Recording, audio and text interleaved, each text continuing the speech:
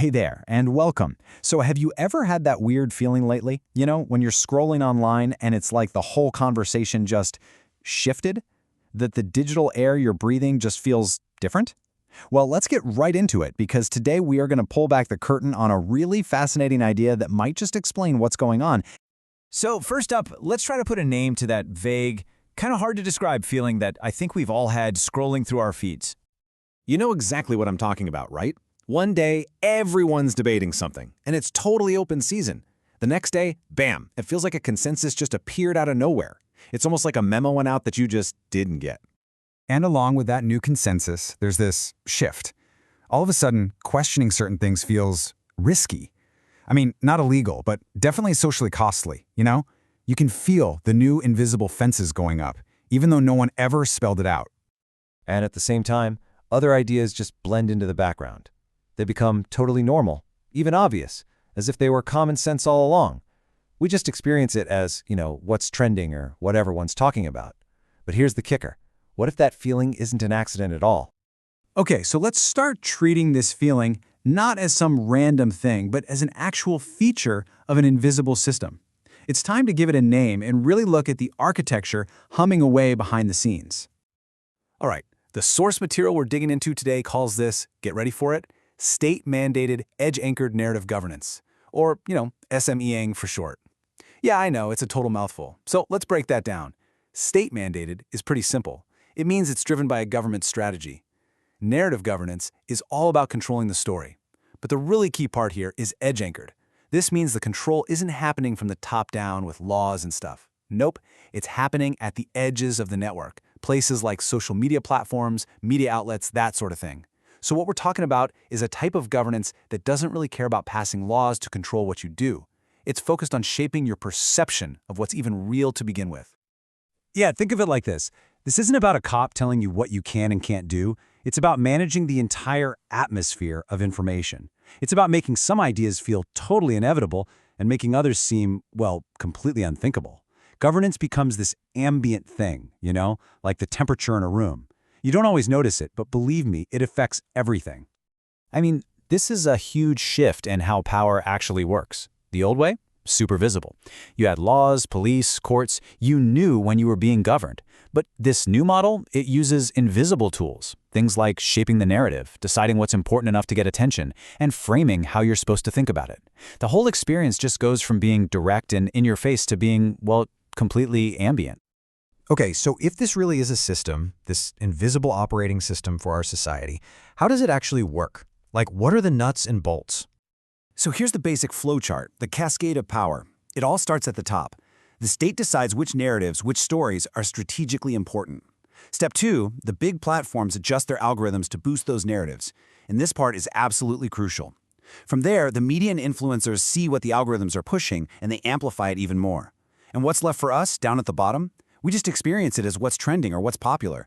It feels completely organic, but the whole thing is actually engineered, from the top all the way down.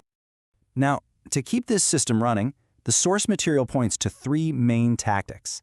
You can almost think of them as the core functions of this whole operating system. You've got stabilize, smother, and starve. Let's take a look at each one. First up is stabilized. And in this kind of system, the very definition of useful information gets a rewrite. It stops being about what's the most factually accurate. Instead, useful means whatever best supports the official story and keeps things stable. The goal literally shifts from accuracy over to coherence. The second tactic is smother. And this one is really clever, because it's not your grandpa's censorship, where they just ban a book. Nope. Instead, a dissenting idea is just drowned out. It's buried in noise. So, for example, let's say there's a debate about some new policy.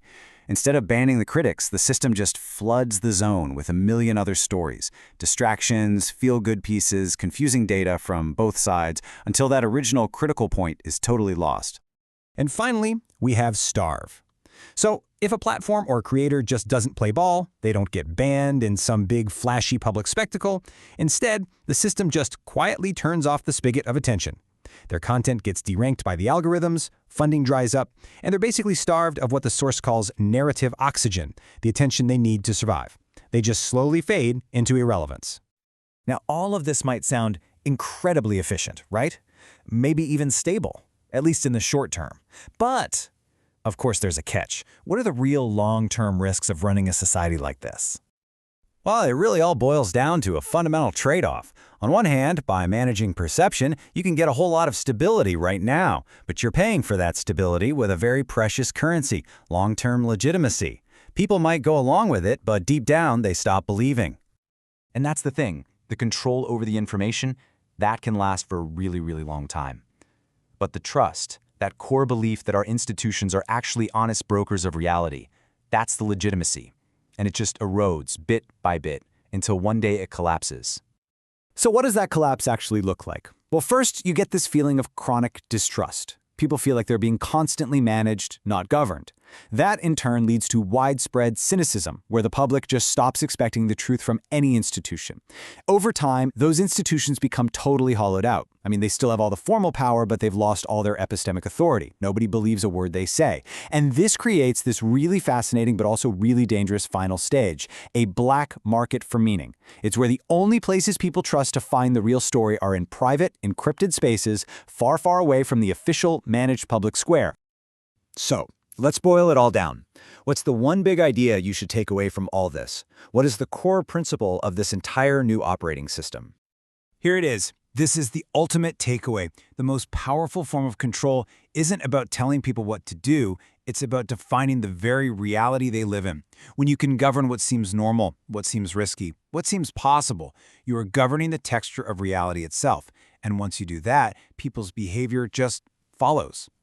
So we want to leave you with one final thought to chew on. If the operating system of our world really is shifting from governing actions to governing perception, well, that raises a pretty profound and deeply personal question for every single one of us. When reality itself is being managed, what and who do we even trust?